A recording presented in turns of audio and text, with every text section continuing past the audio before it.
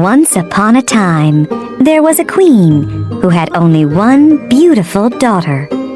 She loved the girl very much.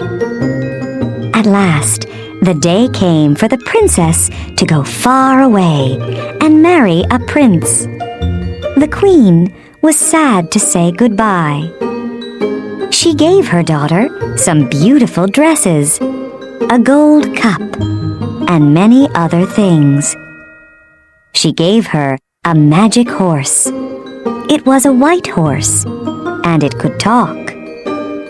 "I love this horse, Mother," the princess said. "I will call it Falada." And the queen gave her daughter a maid to ride with her. Then the queen made 3 drops of blood fall onto a handkerchief. "Take this," she said to her daughter. "It will help you. It will make you strong. Now, goodbye, daughter, and be happy." The princess took the handkerchief with the 3 drops of blood. She put it inside her dress. "Goodbye, Mother," she said. "Thank you for everything."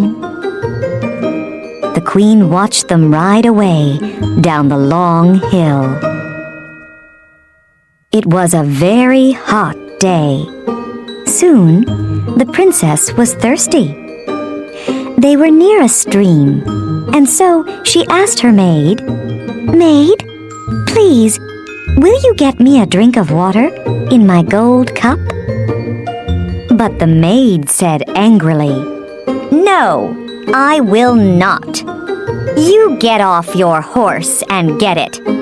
I will not be your maid." The princess did not know what to say. So she got off her horse and went to the stream and drank. Then they rode on. But the sun was warm, and later she asked again, "Maid, please, will you get me a drink of water in my gold cup?" And again the maid said angrily, "No, I will not. You get off your horse and get it. I will not be your maid." The princess did not know what to say. So she got off her horse and went to the stream and drank.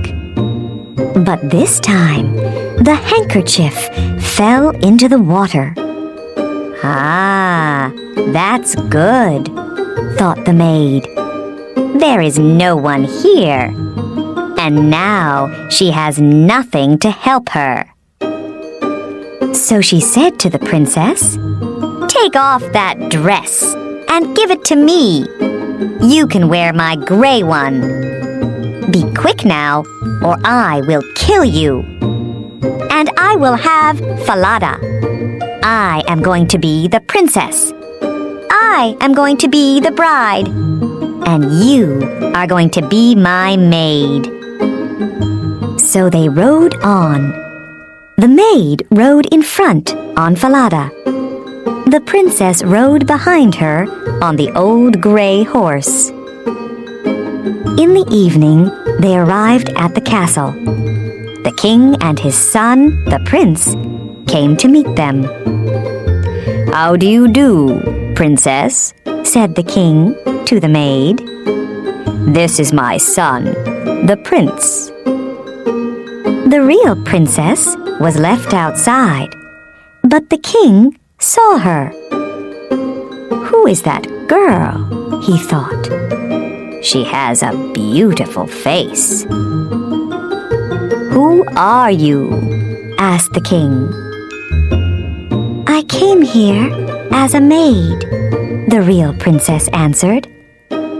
"But you have many maids, and you do not need me." "I can find some work for you.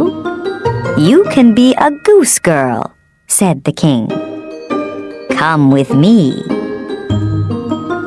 He took her to a little house near the castle gate.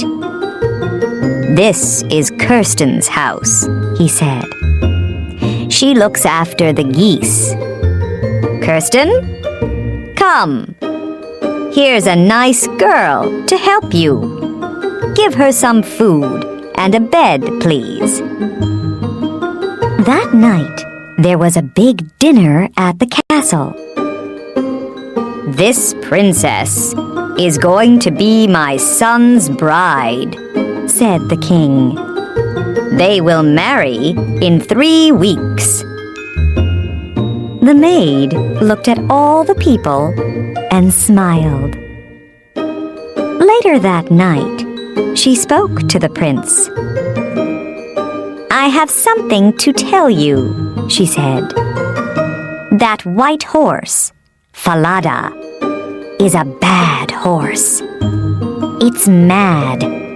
You must kill it. She was afraid because Falada could talk. Yes, my bride, said the prince, if you want that. I will tell my men to take it away. The real princess heard about this. She had 1 gold coin. She ran to the men and said, Take this gold coin. Do something for me. Do you see this dead horse? Put this horse's head by the big castle gate. What? They said. That's a mad idea. Why? Because I loved that horse, she said. I want to see its face. The men liked her, so they took the gold coin. And they put Falada's head by the castle gate. Every day, Kirsten took the geese out to the meadow, and the real princess went with her. They walked through the castle gate, and every day the real princess spoke to Falada's head. Falada, my horse, do you know me? Yes, princess, the head answered. You are the true bride. Kirsten did not like it. She thought it was very strange.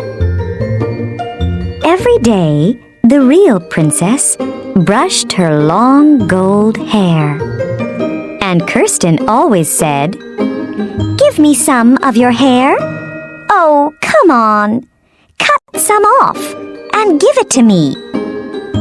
And the real princess always said, No, Kirsten, stop it. But Kirsten wouldn't stop it. So the real princess had to sing to the wind. Blow, wind, blow, she sang. Blow Kirsten's hat, blow it over there, so I have time to brush my hair. Then a wind came and blew Kirsten's hat off.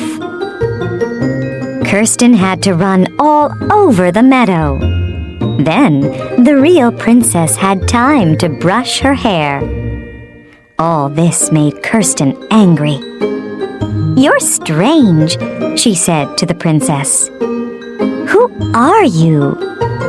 You talk to the wind. You talk to a dead horse's head. You're mad. You're a mad girl. I'm going to tell the king about you. So Kirsten went to the king and said, Listen, that girl is mad. I don't want to work with her again. Every day, she talks to a dead horse's head, and it talks back to her. And she sings to the wind. She asks the wind to blow my hat off. I have to run all over the meadow. Said the king. I want to come and see this. So the next day, the king hid and watched. And he saw that it was true. The king heard the real princess speak to Falada's head. "Falada, my horse, do you know me?" "Yes, princess. You are the true bride." And in the meadow, the king heard her sing to the wind. "Blow, wind, blow," she sang. "Blow Kirsten's hat, blow it over there, so I have time to brush my hair." He saw Kirsten's hat blow off, and he saw her run all over the meadow. That evening, the king said, "Who are you? I watched you today. I saw some very strange things. What is your story?" "Oh," answered the princess, "I cannot tell you my story. She will kill me if I tell you anything." The king thought. Then he said, "I see. You are too afraid to tell me. You can't tell me. All right. I will go out of the room, and you can tell your story to this old cupboard." The princess needed to speak, so she got inside the old cupboard. It was dark, but it was warm, and in the dark, she told her story. The king listened through a hole in the wall. He heard all she said. "I am the real princess, the true bride. My maid is going to marry the prince. She took my dress. She took my horse, Falada. She rode it here. She made me ride behind her. I have no one to help me. She will kill me if I tell anyone." Then the king said, "Do not be afraid. Come with me. It is time to make everything right." The king found the prince and all the people in the castle. "Now," he said, "listen carefully and do not say a word." Then he told them about the real princess. And they were happy. They could see that she was beautiful and good. That night, the true bride sat next to the prince. Her maid sat on his other side and did not know her. After dinner, the king spoke to everybody. "Listen," said the king. "I have a story to tell you all. Once there was a princess who had a maid. That princess had to ride far away to marry a prince, and the maid went with her. But on the way, the maid said, 'Give me your dress, and give me your horse, or I will kill you. I am going to be the princess now, and I am going to marry the prince.' Then the king went up to the maid and said, 'Tell me what you think about this.' And she answered, 'That's really bad. Put that bad maid on a horse, a mad, bad horse, and let the mad, bad horse throw her into the sea.' 'Right,' said the king. 'Then this is what will happen to you.' So the maid had to ride a mad, bad horse, and it threw her into the sea. Then the prince married the real princess, the true bride, and they were very happy.